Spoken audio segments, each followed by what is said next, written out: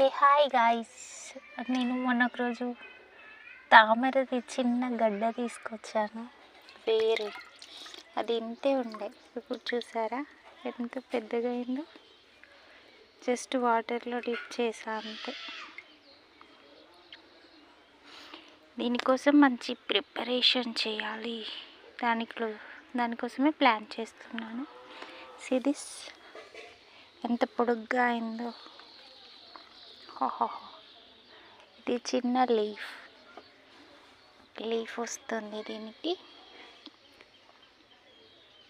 ఇదిగో చూడండి లీఫ్, ఇది పెద్దగా అవుతుంది.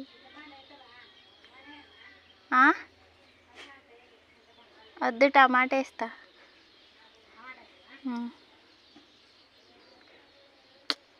2 days తర్వాత ఆకు పెద్దగా అవుతుంది.